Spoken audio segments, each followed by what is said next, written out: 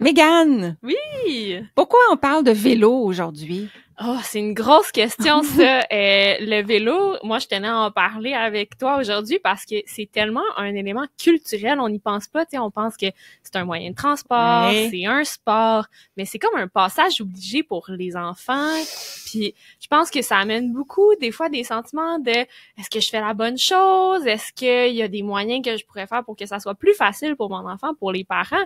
Donc, moi, je pensais que c'était un très, très bon sujet ce matin à aborder. Ben, je suis contente que tu aies accepté mon invitation parce que oui, quand tu parlais de passage obligé, je pense que tu pensais à la perspective du parent, mais pour Oui. l'enfant, c'est une activité communautaire communément pratiquée par les enfants et quand on n'y a pas accès, ça peut avoir toutes sortes de répercussions. Ben oui, Ouais. exactement. Puis le vélo, ça peut tellement représenter un nouveau sentiment de liberté. Ça ouvre aussi tout ce qui est opportunité occupationnelle parce que je vais être capable de me rendre plus loin, plus facilement. Je vais avoir accès à beaucoup plus d'endroits, d'activités. C'est aussi un moyen de me rendre pour voir mes amis. C'est un moyen aussi de commencer à avoir des responsabilités. Je suis responsable de mon vélo. Si je le laisse traîner à quelque part, puis je reviens, puis il est plus là, c'est mon vélo! Ouais, ça nous est tout arrivé, ça, comme parents. Bon, on les voit l'été, au printemps, ils sont tous sur le bord du chemin, sur le bord de... Puis là, on a une chance qu'il n'y a pas trop de voleurs dans le voisinage parce que c'est tentant.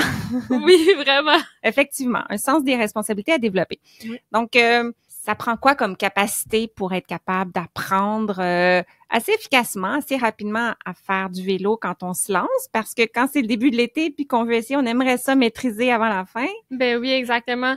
Le plus facile qu'on pense tout le temps, c'est les capacités physiques. Donc, est-ce que j'ai l'équilibre pour me tenir à vélo? Est-ce que j'ai la force dans mes jambes pour être capable de pédaler et d'avancer? Est-ce que je suis capable de tourner mon guidon pour pas juste aller en ligne droite, tu sais, esquiver des obstacles, tourner quand la rue tourne?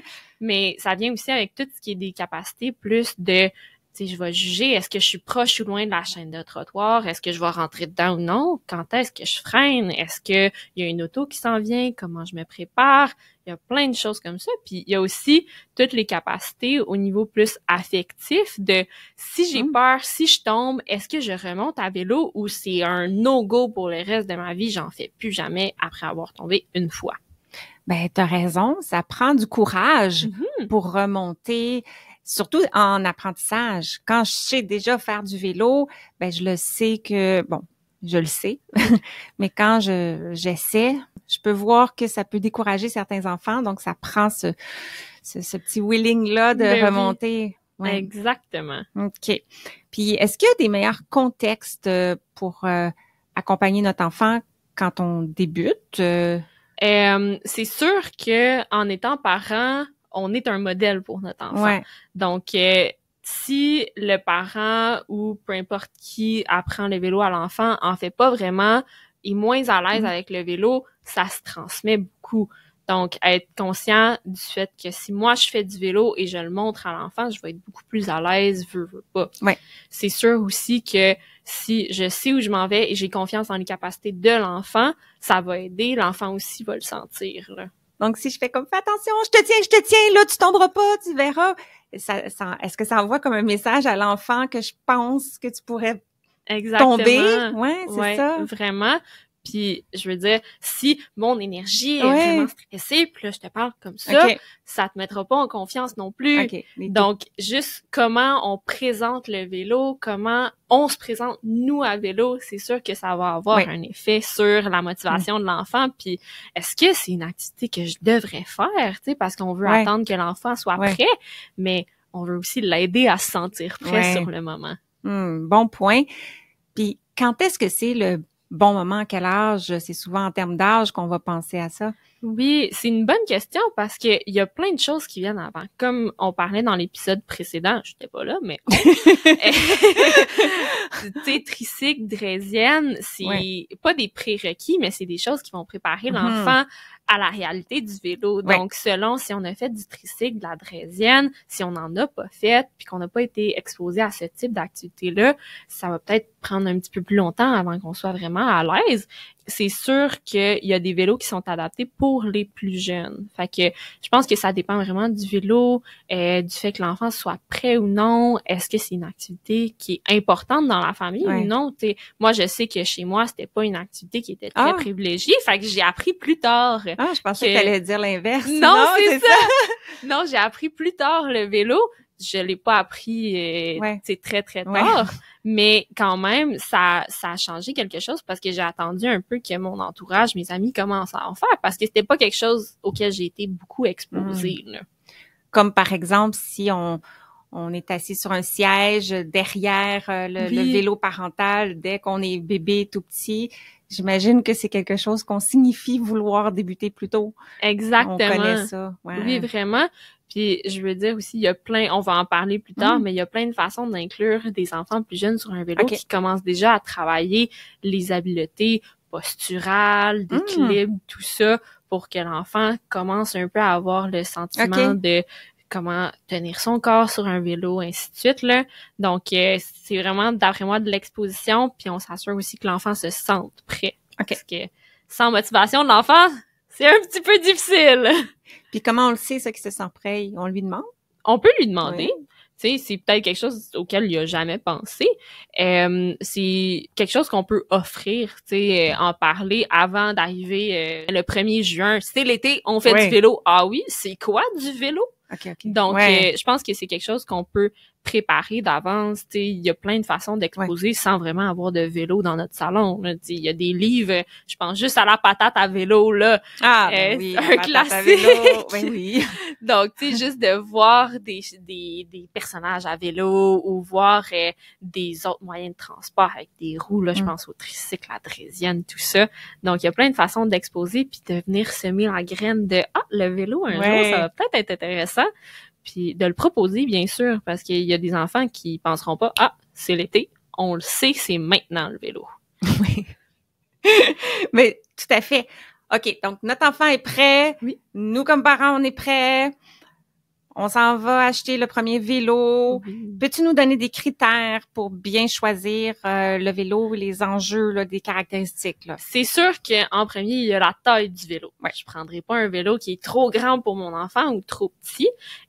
Comme on commence le vélo, l'ajustement va être un peu différent de quand on est bien à l'aise. OK. Donc, moi, ce que je priorise au début quand on apprend le vélo, c'est que l'enfant soit capable de mettre ses 2 pieds à terre comme il faut.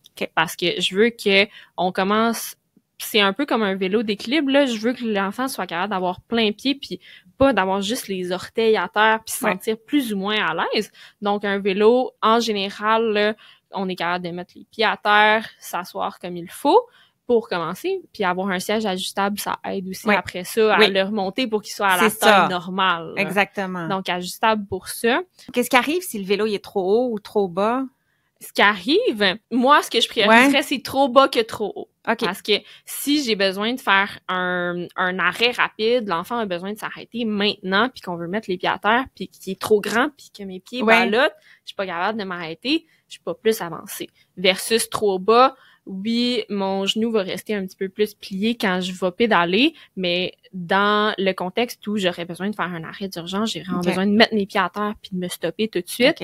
Au moins, on a les pieds complets à terre, on perdra pas l'équilibre à cause de la vitesse, l'arrêt soudain ou tout ça. Là. Fait que trop haut, trop bas, j'irai avec trop bas, ajustable après. Puis je pense aussi... pour les enfants qui sont déjà compétents, là, on parle de l'apprentissage, mais qui vont aller à vélo longtemps. Oui. Est-ce que, dans le fond, si c'est trop haut ou trop bas, ça peut comme induire des douleurs dans les genoux? C'est une bonne question. C'est une chose à penser vraiment parce que notre but, c'est pas que l'enfant fasse du vélo pendant 3 minutes puis arrête après. Check, c'est fait. Donc, on veut qu'il soit capable de se déplacer.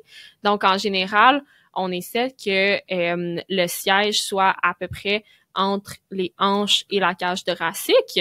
On essaye aussi que quand l'enfant va venir mettre son pied sur la pédale au plus bas, là, on soit presque la jambe droite. Pas complètement droit. On veut avoir une petite flexion. Oui, au niveau du genou, parce qu'on veut être capable de donner une impulsion qui a de l'allure en revenant. Mais on veut pas non plus toujours avoir le genou plié, mettre du stress sur les composantes dans le genou non plus, là. Fait que presque droit quand on met le pied en bas. Ben, merci pour la précision. Tu allais poursuivre avec la taille des roues? Oui, okay. La taille des roues. Donc, on n'y pense pas souvent, mais plus les roues sont grandes, plus ça nous prend de l'effort les faire tourner. Donc, commencer avec des plus petites roues que des plus grandes, ça peut aussi aider au niveau de la force demandée au niveau des jambes quand les enfants ils poussent sur les pédales. Donc, une chose à regarder aussi, je vous dis pas d'aller avec des petites pour les gens qui regardent à la maison la vidéo, mais on y va avec une taille quand même standard, on n'ira pas avec des trop grosses roues non plus. OK. La matière, en quoi c'est fait, le vélo? Donc, ça dépend selon moi parce que le contexte, mon vélo, je vais l'utiliser où? Tu sais, si je l'utilise à l'intérieur, je sais qu'il y a des vélos en bois qui a peut-être moins de chances d'abîmer l'intérieur d'une maison. Si c'est dehors, on veut quelque chose qui est quand même durable, mais on veut aussi quelque chose qui est léger. Okay. Donc, je veux que mon enfant soit capable de bouger avec son vélo, puis je veux pas rajouter du poids à traîner sur mon vélo pour l'enfant, justement, qui commence à pratiquer ses habiletés, puis sa force à pédaler et tout ça, là. Donc, puis si le vélo tombe, puis il faut le relever. Exactement. Si c'est plus lourd, c'est plus dur. Ben oui, exactement. Puis on veut pas justement que l'enfant se ramasse, il est allé voir un ami, le vélo est tombé, pas capable de le remonter, je fais quoi? Je suis tout seul chez l'ami, je fais quoi? On veut qu'il soit capable de remonter le vélo, rembarquer, revenir à la maison. OK, c'est bon ça. Puis, y a-tu des formes, comme dans le cadre, là, il y a diagonale, ou ce qu'on appelait des vélos d'hommes ou de femmes, puis tout ça pour les enfants, c'est-tu important? Ça peut être important parce que si on imagine que je suis à vélo, je vais souvent embarquer, passer ma jambe par en arrière, mais souvent, faire l'inverse pour débarquer, c'est peut-être un petit peu plus difficile. Il y a des enfants qui vont finir par passer avec la jambe par en avant. Fait que les cadres qui sont obliques peuvent venir bloquer ça puis occasionner perte d'équilibre, tombe sur le côté. Fait que moi, j'aime bien ceux-là qui sont plats, ils laissent un petit peu plus d'espace. Puis s'il y a quelque chose, quand je me promène, je peux aussi me mettre en avant de mon siège puis me promener. Donc, quand c'est plus bas, quand c'est droit, ça peut aider versus oblique. Puis tranquillement, pas vite. Le vélo de montagne, c'est des choses qu'on peut faire, c'est mettre plus en avant de notre siège pour se promener. Fait que ça permet, comme momentanément, de transformer mon vélo en draisienne pour aller par-dessus un obstacle ou quelque chose comme ça. Oui. Ou même traverser une rue, des fois. Ben oui, exactement. Il y a des enfants, mettons, si nos bras sont pas assez longs, ça va être difficile d'être à côté du vélo pour l'emmener sans finir par faire des ronds. Donc, tu sais, d'être capable de juste s'avancer sans avoir le cadre entre les jambes, d'avancer doucement avec le vélo, sécuritairement quand même avec nos deux pieds à terre, là. Puis, les freins. Oui. Les freins en avant, des freins en arrière, y a-tu les deux sur les mêmes vélos? Non. J'ai jamais vu un vélo avec les deux. Peut-être. OK.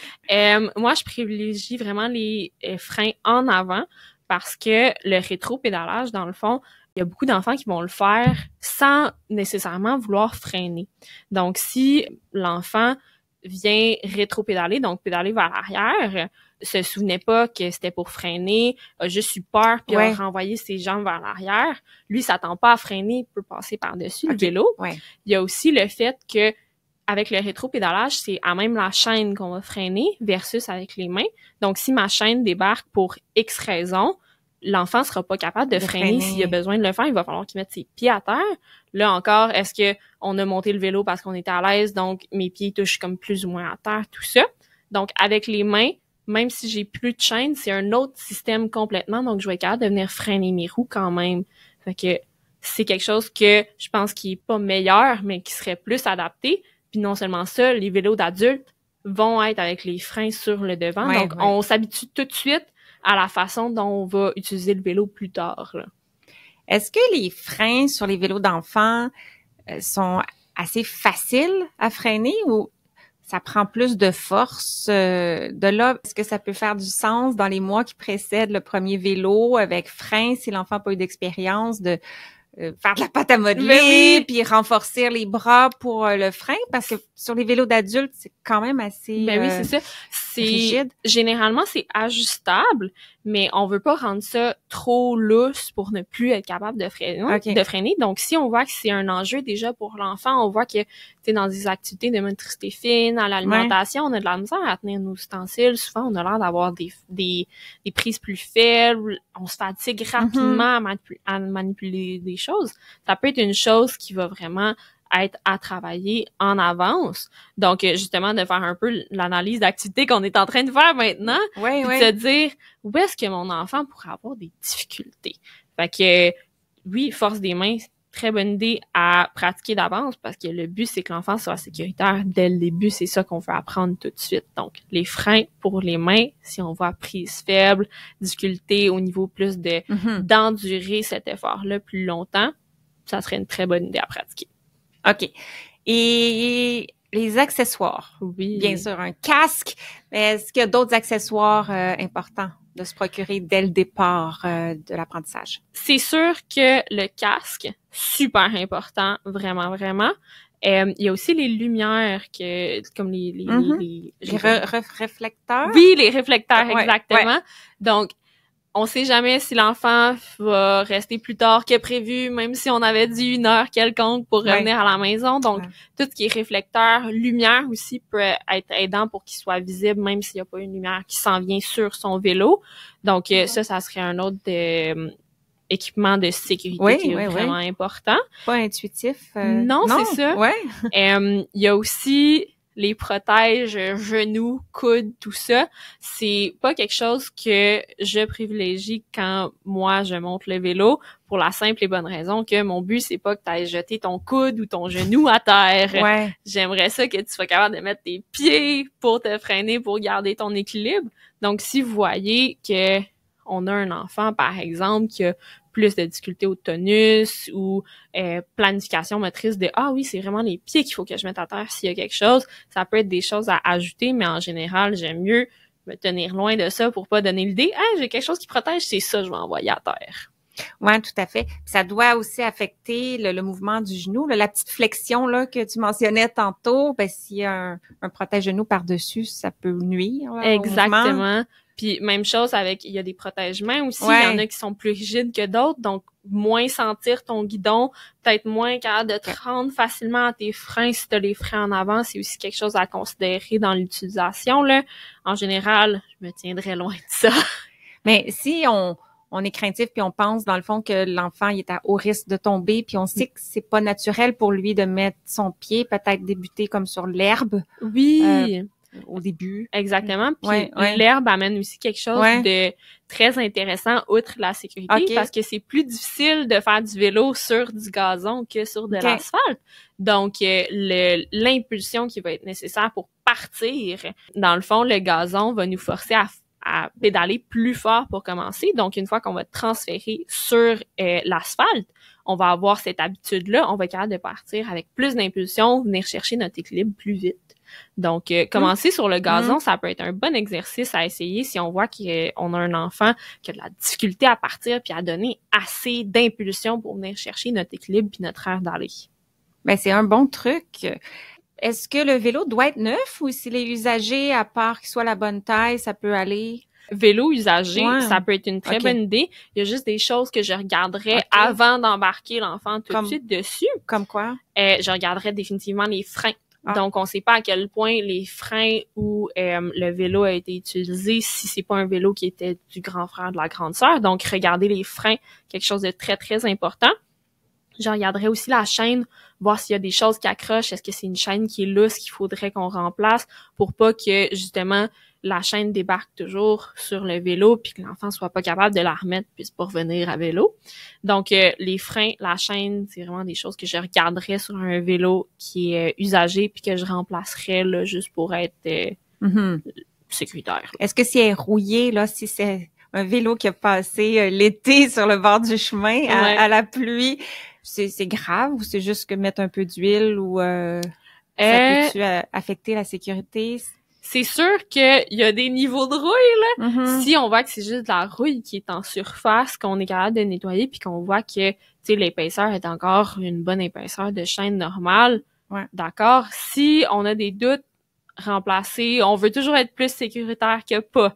Donc, pour le vélo, si on voit que la rouille a vraiment commencé à gruger des petits morceaux, on sait pas à quel point la structure est encore complète et tenace. Ouais, qu'elle pourrait briser. Oui, exactement. Okay. Puis l'air dans les pneus, quand c'est neuf, j'imagine que c'est correct, mais si c'est quand on ressort le vélo au printemps puis tout ça, mettons là que ça a l'air assez dur, mais que c'est un peu moins dur que ça pourrait l'être, ça va-tu rendre plus difficile l'utilisation du vélo pour l'enfant? Plus facile? On s'en va un peu en physique, là. Ouais, go. Donc, avec le pneu qui est plus mou, c'est sûr que le pneu va toucher à une plus grande partie de l'asphalte. Donc, on a plus d'adhérence qu'un pneu vraiment gonflé à bloc où est-ce qu'on touche à l'asphalte à un moment. Mais c'est sûr, avec plus d'adhérence vient plus de force demandée pour faire avancer notre roue de vélo. Donc, on vient un peu chercher c'est quoi notre juste milieu. On veut pas non plus rouler sur des pneus qui sont presque à plat puis changer la forme des roues en tant que telle, parce qu'encore là, ça vient tout changer comment on fait le vélo puis comment on force et tout ça. Mais j'irai ajuster pour un petit juste milieu où est-ce qu'on voit que c'est pas gonflé à bloc, que si je le laisse sur l'asphalte l'été, y a-t-il une chance que ça devienne vraiment chaud puis que ça éclate? Okay. Là, on est dans un cas extrême, là, mais on veut vraiment un juste milieu pour qu'on ait et de l'adhérence, mais qu'on n'ait pas tellement d'adhérence que pédaler devient vraiment difficile. OK. Fait qu'en débutant, ça peut être stratégique un peu que ça soit pas au plus dur parce que là, ça roule très vite. Exactement. Un peu plus d'adhérence, mais pas... Ça vient un peu chercher ce qu'on disait tantôt avec le gazon. Ouais, si j'ai plus d'adhérence, je vais forcer plus. Je viens travailler la musculature puis l'habitude de quand je pars, faut que je donne un bon coup, je pédale vite les 100 premiers coups, puis après ça, j'ai mon air d'aller, j'ai mon équilibre et je suis bon pour partir. Ben, bravo. Tu n'étais pas préparé pour une question sur la physique et tu as très, très, très bien répondu à la question. On dit bonjour à mes professeurs de physique. Oui. On les salue, ça devient toujours utile. Alors, l'apprentissage, on est prêt? C'est quoi l'étape 1, l'étape 2, l'étape 3, l'étape 4? Les étapes. Ah, ça va dépendre d'un enfant à l'autre. Ouais. Avec des enfants qui sont plus réticents, je pense qu'il y a toute une partie plus motivation. Pourquoi on fait ça en ce moment? Est-ce que tu veux en faire? Donc, c'est sûr que pour des enfants qui sont plus craintifs ou qui ont été moins exposés à ça, il y a tout un travail avant même de regarder le vélo qui s'en vient. Mais quand on commence, on a sorti le vélo, on est prêt. Première chose que je ferais, c'est de la sécurité, bien sûr. Donc, le vélo, il ressemble à quoi? Qu'est-ce que j'ai sur mon vélo? À quoi ça sert? Donc, on parlait de freins tantôt. Est-ce que mes freins, c'est rétropédalage ou c'est aux mains? Si c'est aux mains, rétropédalage, on va apprendre comment ça fonctionne. Puis, tu sais, les freins aux mains, il y a des degrés de freins. Mon but, c'est pas nécessairement que l'enfant pèse sur les deux freins en même temps, à côté, au fond, puis le stop passe par-dessus son vélo. Donc, si je freine c'est pas on and off le frein, non. C'est je freine graduellement puis je mesure au fur et à mesure. Exactement, parce que si je freine sec tout de suite, ça se peut que moi je continue, mais que mon vélo il continue pas lui. Fait que on préfère justement apprendre tout ce qui est sécurité avec mon vélo, comment ça fonctionne et tout ça.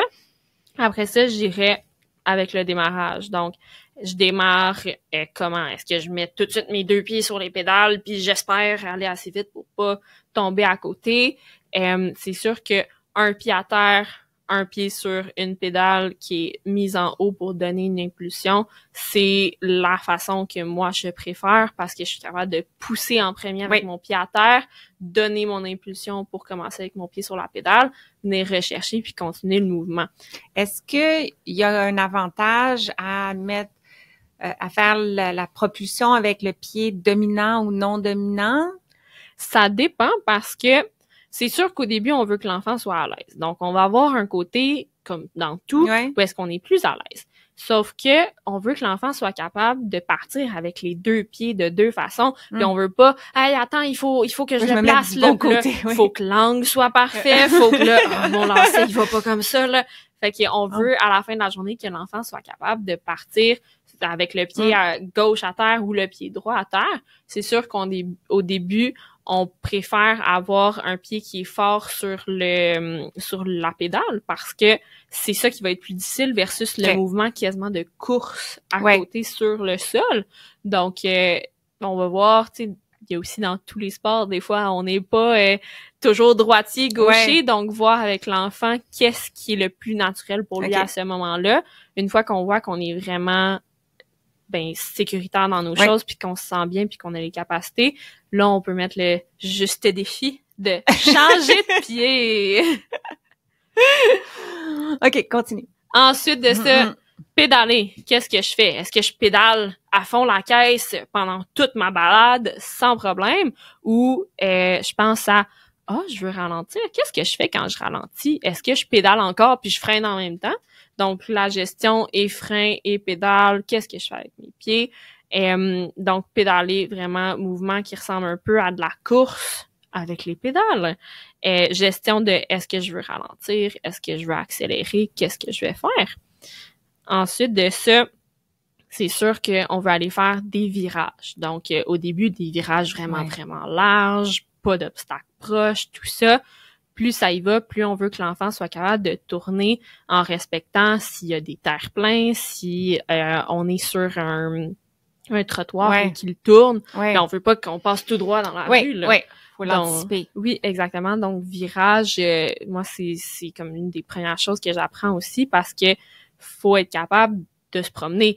Nos routes sont pas faites en ligne droite tout le temps pour toujours. Non. Donc, c'est ça. Ensuite de ça, virage de plus en plus serré, de plus en plus, je tourne, mais comme sec. J'irai ensuite passer par-dessus des petits objets. Je veux pas que mon enfant voit une petite roche à terre puis se dise « Il faut que j'arrête maintenant parce que si je passe par-dessus, c'est terminé. » Donc, mettre des petits objets comme des cordes au sol, des petits bâtons, là, je parle pas des gros. La bûche. Oui, c'est ça. Pour qu'on puisse passer par-dessus puis voir « Ah, tiens, j'ai une petite bouche. C'est correct. Je suis encore sur mon vélo. J'ai encore mon équilibre. Parfait. » On sait que dans les rues aussi, quand les enfants vont inévitablement aller se promener dans une rue, on a les nids de poules? Non? On est au Québec, oui, il y a les nids de poules. Les drains d'égout, là.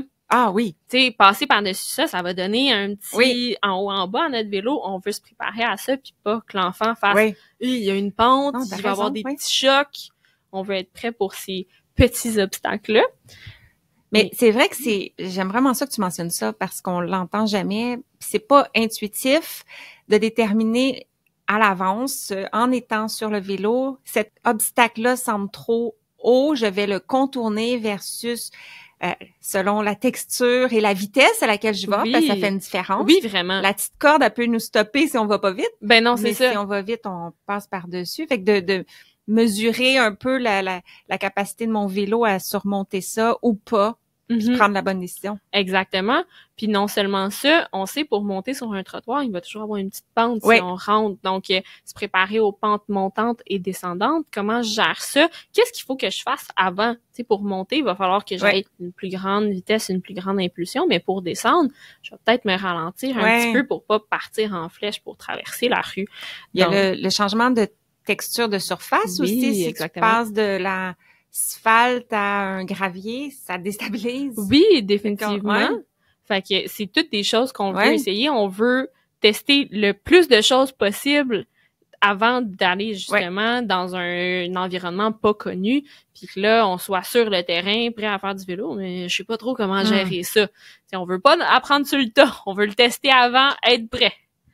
C'est sûr, après ça, on va aller dans tout ce qui est comme sécurité plus routière. Donc, tu sais, les signes, être capable de tourner, là, je le ferai pas, là, mais tourner ma tête, regarder par-dessus mon épaule, voir est-ce qu'il y a une voiture qui s'en vient, est-ce qu'il y a quelqu'un qui s'en vient, est-ce qu'il y a un autre vélo qui veut me dépasser, être capable de vraiment être on n'a ouvert. pas de rétroviseur, là, en vélo, faut faire notre angle mort aussi. Oui, on veut être capable de vraiment être en contact avec notre environnement puis de savoir ce qui se passe autour. Tu sais, je peux entendre une voiture, mais est-ce que je sais à quel point elle est loin? Est-ce qu'elle est proche? Est-ce que finalement c'est une voiture qui faisait pas beaucoup de bruit? Puis là, je vais essayer de tourner, puis finalement, j'ai pas regardé, elle est là. Donc, vraiment avoir un contact visuel avec notre environnement, vraiment important, là. Les règles de communication aussi avec les bras, là, pour annoncer qu'on tourne. Exactement. Donc, tu sais, d'être capable de lâcher une main de mon vélo pour dire, hey, je m'en vais à droite, je m'en vais à gauche, je m'en vais tout droit. Important, si j'ai besoin d'indiquer où est-ce que je m'en vais, je suis tout seul parce que papa, maman est pas venu avec moi. Il faut que je sois capable de lâcher une main de mon vélo puis être capable de coordonner les deux et qui font pas le même mouvement du tout, là. Ça peut venir plus vite qu'on pense.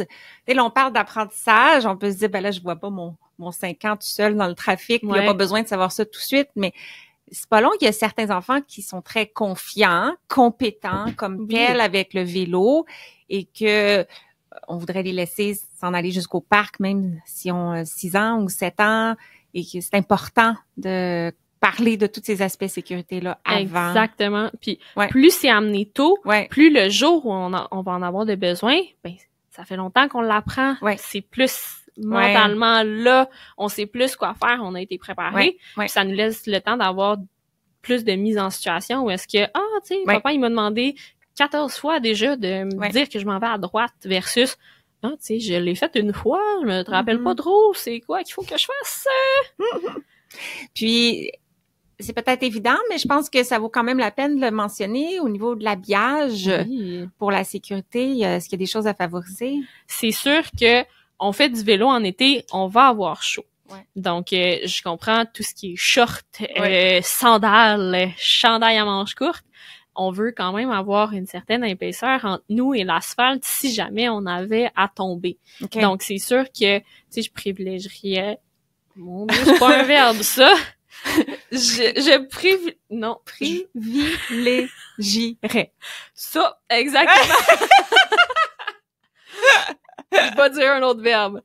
J'irais plus avec des vêtements qui couvrent tout ce qu'on va probablement tomber plus. Donc, tu sais, coude, genoux.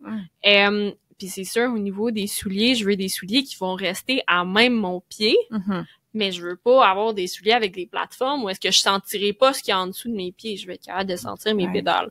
Donc, des souliers fermés, c'est sûr que je privilégie ça. Puis non seulement fermés, attachés pour pas que ça parte. T'sais. Un Crocs, c'est fermé. Mais si je l'accroche dans ma pédale, ça se peut que j'en aille plus après ça. Oui, c'est ça. Puis les lacets aussi, là, pour pas que ça prenne dans la chaîne, et etc. Exactement. Donc, tu sais, pas des lacets qui traînent à côté de nos souliers, là, mais qui restent là. Oui, moi, les signes, ça va bien.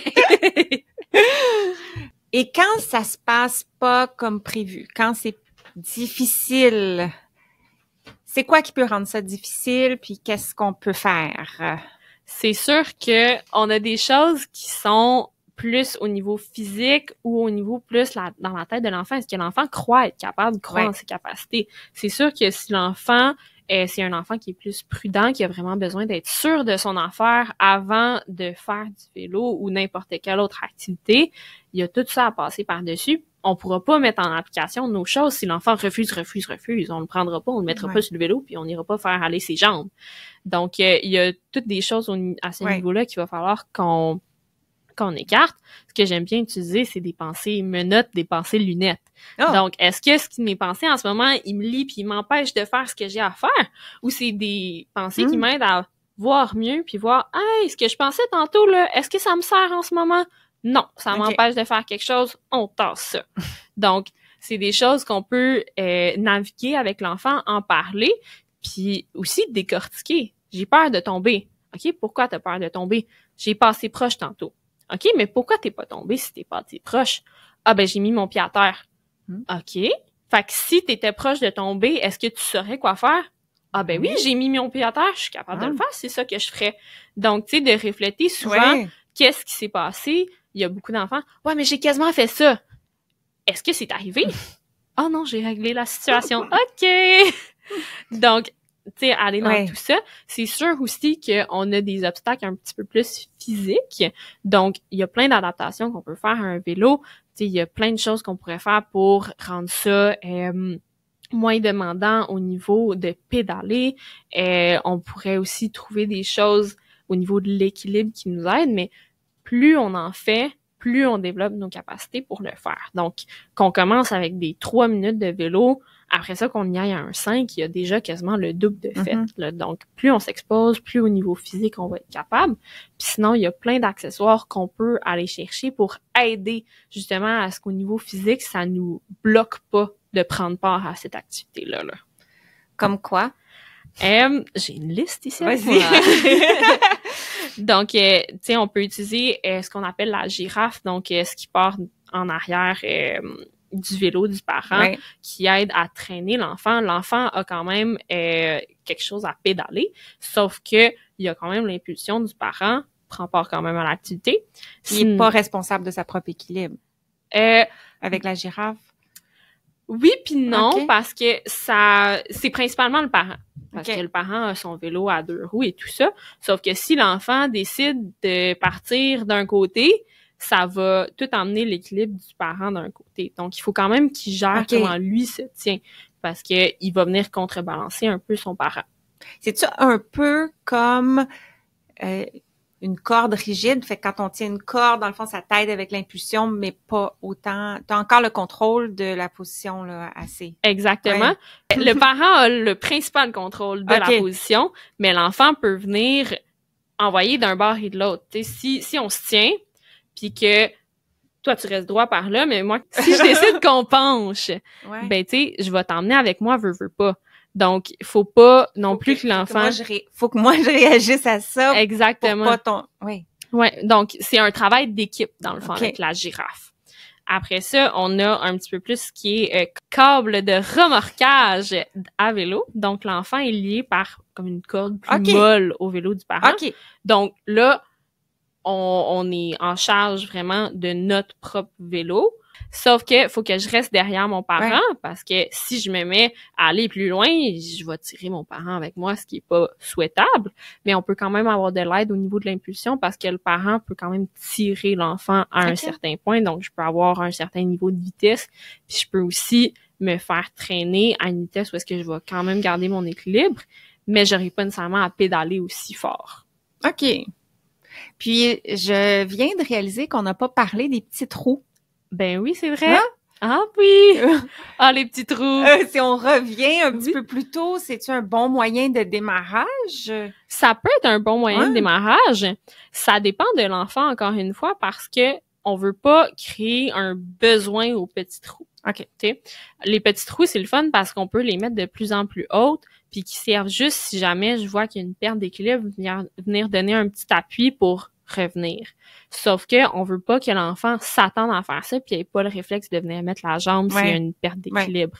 Donc, à voir si un enfant est vraiment sécurisé par le fait d'avoir ces petits trous, d'accord, on va pouvoir venir les monter. Mais c'est ça, faut vraiment considérer, on est rendu dans notre apprentissage puis c'est quoi notre but? Est-ce qu'on a encore 3 étés à pratiquer ça avant de plus avoir besoin des petits trous ou là, en ce moment, il faut que je sois vraiment fonctionnelle maintenant puis que j'ai pas fait de tricycle, j'ai pas fait de draisienne, peu importe. Est-ce que je suis prêt à commencer sans petits trous? Là? OK, ben merci pour ce retour en arrière. Plaisir. Et là,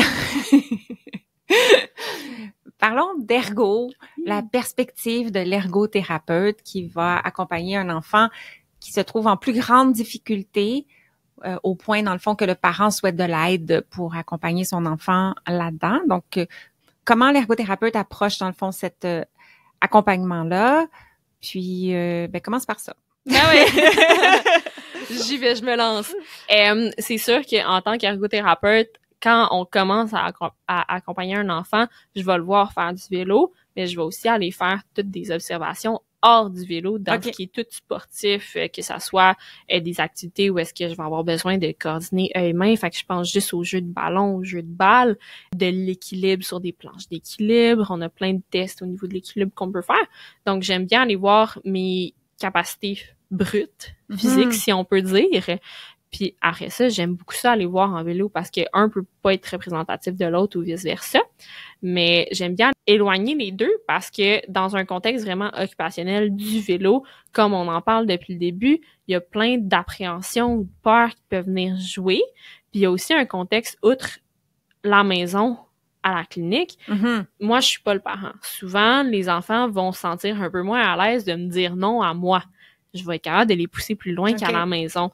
Donc, il y a aussi cet aspect-là de je te mets dans un endroit qui est sécuritaire, il y a juste moi qui te dis hey, il faut que tu fasses ça, ça, ça. Puis ils sont peut-être plus enclins à essayer. Puis s'il arrive quelque chose, il y a, j'aime pas utiliser ce mot-là, là, mais il y a l'expert qui est là pour m'aider. Fait que il y a comme un peu cette étiquette-là qui vient avec nous. Mais c'est sûr que si on voit que c'est vraiment au niveau de l'occupation qui est difficile en général, même pas juste la force, l'équilibre, tout ça, l'ergothérapeute va être là pour faire sens de l'activité au complet. OK.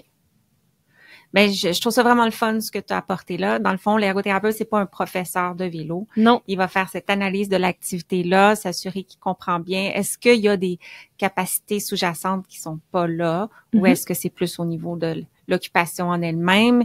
Puis, il va trouver des stratégies qui vont être adaptées à cet enfant-là, à sa façon de voir les choses. Exactement. Puis, on est aussi très créatif dans nos stratégies, puis pas juste nos stratégies, le matériel qu'on peut amener pour changer les demandes du vélo, les ramener plus basses ou outiller l'enfant à être plus efficace dans son activité de vélo. Donc, tu sais, il y a une panoplie d'accessoires qui se vendent en ligne. Est-ce que c'est bon? Est-ce que ça aiderait? L'ergothérapeute est là pour faire sens de ces ajouts-là, puis de voir est-ce que c'est une bonne idée selon j'ai les capacités de mon enfant sur comme un papier, ils sont toutes décrites. Est-ce que ça serait mieux pour telle raison? Est-ce que d'ajouter des petits tassels sur le bord, est-ce que ça l'aiderait? Des tassels sur le bord. C'est juste un accessoire, là. N'importe quel accessoire, là. Pour décorer? Pas nécessairement décoré, là, mais là, j'ai sorti quelque chose de décoré parce que c'est ça qui m'est venu en tête, là. Mais, tu sais, juste de voir un accessoire, l'ergothérapeute va être capable de venir comparer avec les besoins, les forces de mon enfant aussi, parce que même si l'enfant a des difficultés, il y a des forces aussi qu'on va utiliser comme levier. Donc, on va trouver des accessoires, puis on va vous aider à mettre en place des stratégies pour que nos forces viennent contrebalancer les défis, puis les adaptations vont aider dans ce sens-là. Là. OK. Là, tu as parlé d'équipement. As-tu des exemples concrets de stratégies créatives ou d'activités ludiques pour commencer ou poursuivre l'apprentissage du vélo? Des jeux de n'importe quel type ou est-ce que, là, je pense juste à partir des deux pieds, on associe une couleur à un pied. Si je te lève une couleur, c'est avec ce pied-là que tu pars, tu te places. On part l'inverse. Il y a aussi, ben justement, on en a un petit peu parlé, je pense, mais les groupes de vélo, l'environnement de groupe aussi, où est-ce qu'un enfant va pouvoir regarder enfant, avoir du modeling visuel tout de suite de cet enfant-là, il fait ça, peut-être que je pourrais essayer ça, puis de voir qu'il n'y a pas juste lui qui a peut-être des difficultés, là. Et la thématique qui peut venir avec ça. Oui. Là, ça n'existe plus. Malheureusement, il y a longtemps, à notre clinique d'ergothérapie, on avait un groupe de vélo qui s'appelait Vélo Fusée, qui avait été conçu par Sébastien Provencher, Kevin Lee, et c'était super bien thématisé. Et il y avait le petit passeport et tous les exercices, les activités qui venaient ensemble, dans le fond, pour développer les capacités, mais tout ça était encadré de la thématique. Donc, c'était super motivant pour les enfants. On est avec des enfants. L'important, c'est que ça soit amusant et ludique. Donc, une thématique là, qui nous permet de faire sens encore plus de l'activité. Parce que si je parle à mes copains d'un groupe de vélo, ça va te donner un sens de responsabilité et de l'autonomie. Ils vont me regarder puis faire « Regarde, de quoi tu parles? » Donc, on veut toujours rendre ça amusant, s'assurer que l'enfant a du plaisir, puis une thématique, c'est la façon parfaite de le faire. Là. Tout à fait. Si ça vous intéresse, faites des recherches. Il y a plusieurs cliniques d'ergothérapie qui offrent des groupes d'été. On doit être autour de la période d'inscription aussi. Et c'est vraiment le fun quand c'est organisé par des ergothérapeutes. Oui. En général, on se base sur des données probantes, puis on a de l'expérience là-dedans. On est prêt à décortiquer l'activité pour aider vos cocos. Oui, super. As-tu d'autres stratégies, par exemple, l'enfant qui veut pas essayer, qui a peur? Y avait-tu d'autres choses que tu voulais ajouter par rapport aux stratégies de l'ergothérapie? Par rapport à un enfant qui a peur, ce que j'aime faire, c'est des activités avec le vélo qui sont pas nécessairement du vélo. Ce que les enfants trouvent bien drôle, puis ce que j'aime faire, mettre un tapis, mettre le vélo par-dessus. Je veux juste que tu t'assoies. Moi, je te brasse. Il faut que tu mettes ton pied d'un côté puis de l'autre. Ils vont trouver ça bien drôle de se faire brasser par un adulte, là. Habituellement, c'est bien comique. Puis c'est une façon déjà de stimuler des comportements sécuritaires de reprise d'équilibre sans même être dehors dans un contexte où on penserait qu'on va faire du vélo. Il y a un tapis en dessous. Papa, maman peut me regarder, mais c'est mon ergothérapeute qui fait aller le vélo. C'est quand même le fun comme activité. Puis ça crée déjà une expérience positive avec mon vélo pour venir un petit peu tasser mes pensées plus négatives, de la peur, tout ça, là. Et sensoriel aussi. Oui, vraiment. Le corps apprend quand même à travers ça. Exactement. Ouais. Bonne idée. Est-ce que tout ce que tu as mentionné, les méthodes pourraient s'adapter pour des enfants avec des besoins particuliers, par exemple un enfant autiste ou avec un TDAH qui a beaucoup d'énergie ou qui a de la difficulté à faire des apprentissages moteurs. Je pense aux enfants avec un trouble développemental de la coordination, même un enfant avec une déficience intellectuelle qui serait intéressé. Est-ce que c'est les mêmes stratégies, méthodes, mais on va plus lentement à leur rythme, ou est-ce qu'il y a des moyens qui sont plus spécifiquement pour ces enfants-là? C'est une très bonne question. Je pense que tout s'applique quand même, mais on va s'adapter vraiment aux forces puis aux besoins de chacun. Même sans être avec l'étiquette à besoins particuliers, chaque enfant a des spécificités. Donc, le but, c'est vraiment d'adapter l'activité à eux, puis il va peut-être avoir des échelons autres qu'on va ajouter pour vraiment aller cibler leur portrait et s'adapter à ça.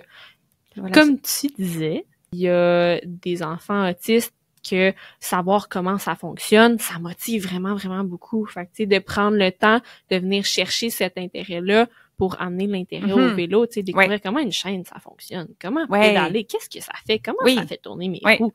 Tu sais, de venir décortiquer l'activité pour vraiment venir chercher cet intérêt-là, puis décortiquer encore plus l'activité quand on a des difficultés qui sont plus motrices ou d'endurance et tout ça. Je pense juste qu'il faut vraiment être conscient de ça puis l'adresser avec l'enfant. Faut pas que ça reste un non-dit, puis il faut qu'on soit clair de en ce moment, c'est difficile. C'est correct. Qu'est-ce qu'on va faire ensemble pour que ça le devienne de moins en moins, pour garder notre niveau de motivation puis d'engagement dans notre activité, là? Est-ce que tu as des idées? La courbe de sécurité, elle est beaucoup plus longue parce que l'analyse visuelle en mouvement, des obstacles, donc peut-être être beaucoup plus longtemps sur des chemins préétablis avec des routines jusqu'à temps que la partie motrice soit plus automatisée. Oui, et vraiment. Ensuite, quand le freinage, le pédalage, la posture, l'équilibre est automatique, là, mettre l'emphase sur le décodage de l'environnement. Exactement. On va moins avoir besoin de penser à tout le reste. On va avoir plus d'attention pour ça. Je pense que c'est vraiment une bonne stratégie. Pas varier les surfaces trop vite non plus. Donc, y aller étape par étape dans les défis de planification motrice qui vont demander une orientation du regard ou un décodage de l'environnement. Il faut faire beaucoup de, comme tu disais tantôt, le gauche-droite ou même tourner la tête. Faut rapidement que je sois capable de refocuser sur mon environnement. Exactement. Puis ce que je me dis, je pensais tantôt à juste des miroirs. Ça peut être une bonne stratégie, mais en même temps, est-ce que l'analyse du fait que c'est des miroirs puis que ce que je vois là, c'est peut-être pas la même grosseur, ça vient peut-être pas à la même vitesse, est-ce que c'est le même angle?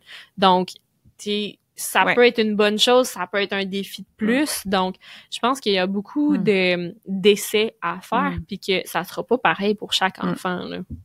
Ce que j'aurais envie d'ajouter, c'est que à l'âge où on débute généralement le vélo, 4, 5, 6 ans, l'enfant n'aura peut-être pas été identifié comme ayant ce type de difficulté-là. Exactement. Souvent, ça vient un petit peu plus tard. Ça va venir un peu plus tard. Donc, quand l'enfant a de la difficulté, de là, peut-être aller consulter l'ergothérapeute parce que on le saura pas que l'analyse visuelle est difficile ou que pour lui, c'est particulièrement complexe, les séquences motrices, par exemple. Exactement. Ouais. On va pouvoir faire, même sans avoir un diagnostic quelconque, on va pouvoir voir des forces, des difficultés, puis ajuster l'activité, trouver le juste défi tout le temps de cette activité-là, pareil.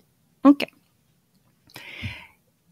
Il y a une étude que je voulais partager parce que je disais tantôt, il y a des cliniques d'ergothérapie qui offrent des groupes de vélo, mais il y en a pas assez pour les besoins.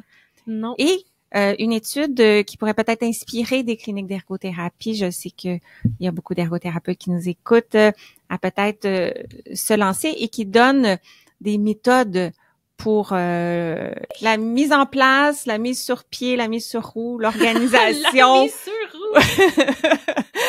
d'un groupe de vélo. Alors, le titre de l'article, c'est « Learning to ride a bike, developing a therapeutic intervention ». Donc, apprendre à aller à vélo, développer une intervention thérapeutique. Ça a été publié en 2016. Okay.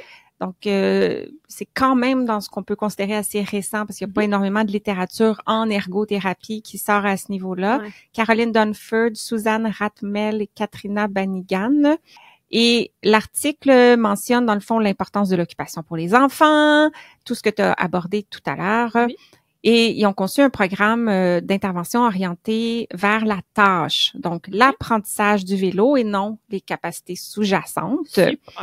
Et ce qui est impressionnant, c'est que leur cohorte avait 53 enfants avec diverses difficultés. 89% des enfants ont appris à faire du vélo de manière indépendante, la plupart dans un délai de, peux-tu deviner? 4 semaines? 4 heures. 4 heures? 4 heures. Wow! De là, un groupe bien conçu et dont il nous donne la méthode dans l'article et je vais le laisser sous l'épisode en référence. C'est expliqué comment eux proposent cette activité-là aux enfants. Donc, je trouvais ça inspirant pour les ergots de mettre ça en place cet été ou peut-être l'été prochain. Puis, il y a plein d'autres informations là-dedans. Toi, est-ce que on t'a trouvé très sympathique et que ce soit pour le vélo ou pour la motricité globale, la motricité fine, est-ce que tu reçois des enfants si on t'écoute puis on a un enfant puis on aimerait te consulter? Avec plaisir. Oui. Si vous voulez me voir une fois ou 2 semaines, je travaille au Centre des îles et des ailes à Varennes et j'ai encore des plages ouvertes. Je suis prête à vous recevoir pour cet été. Oui, donc si jamais il y a quelque chose aujourd'hui que vous avez entendu qui fait ça sonne une cloche, je pense que Mégane elle pourrait m'aider, ça va me faire plaisir. Vous pouvez appeler au Centre des îles et des ailes et je vais vous accueillir avec plaisir. Génial. Merci Mégane. Merci beaucoup. Bye bye. Merci d'avoir écouté et à bientôt pour notre prochain épisode. Mais si tu l'as pas encore, n'oublie pas d'aller télécharger mon guide du développement moteur des enfants de 0 à 8 ans. Concrètement, les jalons de motricité globale et de motricité fine, étape par étape, âge par âge. C'est sur mon site josianecaronsanta.com/guide. Et sur ce, on se laisse et on se retrouve très, très, très bientôt pour continuer à parler de motricité et d'ergo. Bye!